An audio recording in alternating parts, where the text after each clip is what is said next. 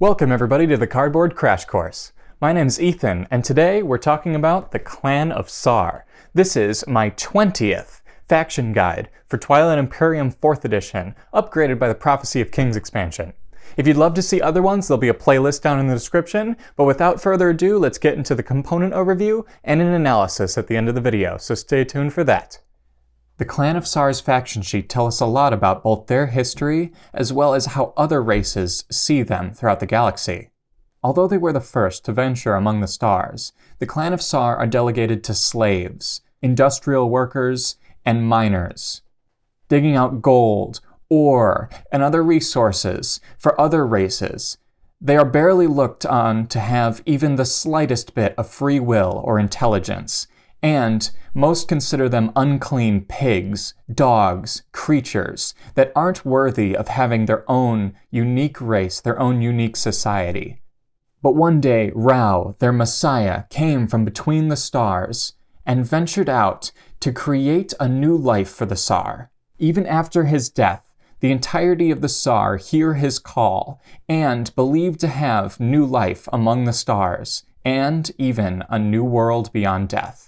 The Clan of Saar are a hopeful race. Although they've been put down for many millennia, they believe that they are strong, and recently have found their true power. The Clan of Saar start in an asteroid field. Although not technically an asteroid field from the game, it's considered to have these two major meteors within it, Rao and Lysis II. This is a 2-1 and a 1-0 home system. So you have to keep control of both of these in order to score objectives, and it's not that great of resources. However, we'll see in a moment that the Clan of Saar don't necessarily need it. They start on these two with 2 carriers, a cruiser, 2 fighters, 4 infantry, and a space dock. As you know, if you've been watching my videos, the 2 carriers and 4 infantry are what most consider to be an incredible start. This allows them to explore 2 different 2-planet systems from the get-go, and it's made just so much better by their abilities on their sheet. But really quick, let's talk about their starting technology. It is anti-mass deflectors. Your ships can move into and through asteroid fields. When other players' units use space cannon against your units, apply -1 to the result of each die roll. This is their only starting technology and provides you a blue prerequisite for future ones, and doesn't seem that great on its own, but you'll see in a moment how it's just so incredible for them. They have 2 faction abilities along with their 3 commodities, the average. This is Scavenge and Nomadic. Scavenge says, after you gain control of a planet, gain 1 trade good. So this kind of gives you back for that exploration you'll be able to do early on. Never a bad thing to have a couple extra dollars to spend on some objectives or some plastic bits. And then Nomadic is their real powerhouse of ability. This says you can score objectives even if you do not control the planets in your home system. So forgetting all about Rao and Lysis II, this is the only race to be able to do this. The only faction in the game that can leave their home system behind and still win. That is a powerhouse of an ability, like I said. I'll talk more about it in the analysis. Along with that, they have, of course, a couple more things on their faction sheet.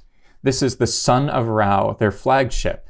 It's an 8 cost, 5x2 combat value, 1 movement, and 3 capacity flagship, with sustained damage and anti-fighter barrage 6x4. This has no abilities, which is really strange for a flagship, but it's so good at wiping out the chaff of a fleet and punching through to their main destroyers and such. They also begin with their mech, Scavenger Zeta. This is a 2 cost, 6 combat value, sustained damage mech. Pretty typical, but it has a deploy ability of after you gain control of a planet, you may spend 1 trade good to place 1 mech on that planet. Keep in mind, this works with that scavenge ability and is really quite powerful. And finally, Floating Factory 1. This unit is placed in a space area instead of on a planet. This unit can move and retreat as if it were a ship. If this unit is blockaded, it's destroyed. This has a movement value of 1 and a capacity of 4 along with production 5. This may seem crazy, but this space dock is able to move all on its own and create things as it moves along, instead of being locked to a planet and the planet's resource value. Unfortunately, it does have a cap of production of 5, but That's nothing to scoff at, as many planets already had a value of 3 anyway. We'll get into more of how this is so great during the analysis and what you can do with it. Speaking of which, it actually upgrades to Floating Factory 2, which upgrades its production value to 7, gives it a movement of 2 instead of 1, and a capacity of 5 instead of 4. It has the same ability, of course, and allows you to hold down more of a fleet for just a couple of yellow technologies. The other faction-specific technology they have is Chaos Mapping. This is a 1 blue prerequisite, which you'll notice you begin with, and says, other players cannot activate asteroid fields that contain one or more of your ships. At the start of your turn during the action phase, you may produce 1 unit in a system that contains at least one of your units that has production. Kind of a mouthful, but this is sort of an upgrade to anti-mass deflectors and a better version of Sling Relay all in one. Better is subjective a little bit, but we'll talk about that in a moment. That is crazy good, and you should get it every game. They also have their leader suite, starting with the agent, Captain Mendoza. This is, of course, starting off unlocked and says, after a player activates a system, you may exhaust this card to increase the move value of 1 of that player's ships to match the move value of the ship on the game board that has the highest move value. You just can't make it better than anybody else's. A lot of the time, you'll be upgrading it to 3. Then their commander is Raul Sarig. This is a locked ability that unlocks when you have 3 space docks on the game board, something you already want to be doing. And when you unlock it, it gives you the ability, when you produce fighters or infantry, you may place each of those units at any of your space docks that are not blockaded. So this has that clause at the end for in case you're using your Alliance promissory note, but normally when you blockade your floating factories, they're destroyed anyway, so you don't have to care. But this allows you to spread those fighters or infantry along the board as you see fit, instead of keeping them all in one space. And finally, their hero. This is Bruno Agaro, Captain of the First Fleet. He unlocks when you have 3 scored objectives, just like all other heroes, and when he does, he gives you the Purge ability, Armageddon Relay. As an action, choose one system that is adjacent to one of your space docks. Destroy all other players' infantry and fighters in that system, then purge this card. So this seems a lot more flashy than it actually ends up being in most games, but keep in mind that the Saar are already powerful without that. It's just a little boost. The last card that they have is Rouse Call, the promissory note that you'll be giving away to other players. This gives them the ability, after you commit 1 or more units to land on a planet, remove all of the Saar players' ground forces from that planet and place them on a planet controlled by the Saar player. Then return this card to the Saar player. I don't even think I'll talk about this in the analysis, really. I'll just make it short and simple. Do not sell this. If you're going to sell it, then sell it to win the game, but in that case, no one will buy it. So this is doo-doo. Don't use it. They have plenty of other uses for all their other cards, as we'll discuss in a second. So let's get right into that without wasting more time. All right, cutting to the chase right away. The Clan of Saar is a powerhouse. I think I've said powerhouse at least 3 times so far in this video. That absolutely applies to them. The Saar was, at a point, especially in the base game, considered to be in contention for #1 faction, in fact. Now, this doesn't necessarily seem to be the case anymore, but they're absolutely still in my top 5 at least. And that's because of that nomadic ability. Is this a good faction to give a new player? I don't know. In fact, I think they're actually pretty simple outside of that nomadic ability. Being able to score objectives outside of controlling your home system is incredible. I mean, they can leave behind their relatively home system with everything they've got, except for PDS. But that's where it comes to the strategy of the Clan of Saar. There's a few things to note before we go over the tech tree, the strategy cards, and their overall puzzle piece built together mechanics. First of all, and I believe the most important, the production step of the tactical action happens after the movement step. In fact, it's the last of the steps and movement is the first. This means one very important thing. When you move their floating factories, because they can move like a ship and also work with their agents, you can produce with those same floating factories after you move. Now, they are set at a static 5 production value, but it's still incredible. When are you really going to be grabbing planets with a 4 or higher resource value anyway? The production on those things is crazy, and Floating Factory 2 moving it to 7 is overkill. Of course, they start off with the asteroid field technology. Now that's all they get, which is usually, in terms of other races, not that great of a start. In fact, remind me below which ones start with only anti-mass deflectors, because I don't think it's very many, if at all. The Clan of Saar, starting with the anti-mass deflectors and moving into chaos mapping, is their go-to tech tree. And correct me if I'm wrong, but I think you should get chaos mapping in almost every situation. The only thing that I would think chaos mapping would be worse than is spending those resources on getting an objective. If you're missing out on tech tempo in order to get objective tempo, then absolutely go for the objective instead. Chaos mapping can wait for a turn. However, every time that you are starting your turn without chaos mapping, you're getting rid of that option to reinforce and produce more chaff in the asteroid fields and surrounding areas. Now, of course, they can't just sit in an asteroid field the entire game. There's a lot of objectives out there that require positioning outside of the asteroid fields. But you will never lose your space dock, at least one of them, if you have chaos mapping. No one can remove it from you. Well, no one in a normal situation. Mahak's hero can, and a couple of other things. But if you focus on getting all of your 3 space docks out and then maybe a PDS, you can do 2 things in one. You can unlock your commander, which allows you to extend that production into other systems all at once, and also move towards the 4-structure objective. The commander, in fact, is one of my favorite types of abilities in a game like this, because it helps you just for getting there. Meaning, the more you have of the space docks, the better it is. And in order to unlock it, you need more space docks. So it's just an all-around good thing. You definitely don't need your commander every game, but I always find that if I don't prepare myself for an objective, it pops out. Now, something that I think you should keep in mind as well, their mech and their scavenge ability.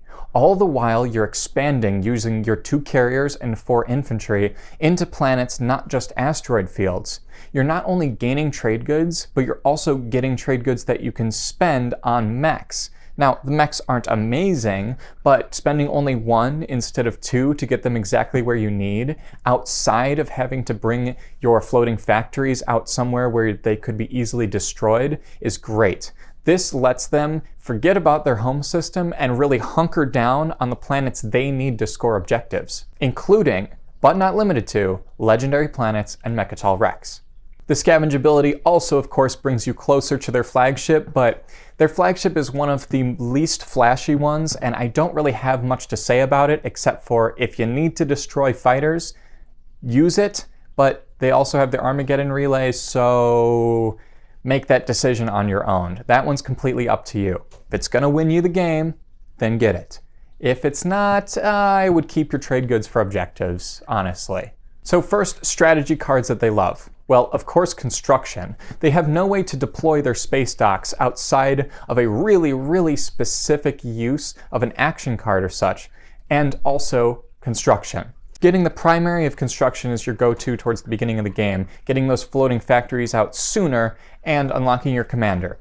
But it's still good in the late game because that means that you've extended your forward docks outwards and can make better use of the commander anyway. It's really as quickly as you can do it. Another card that I think you should be focusing on is Imperial.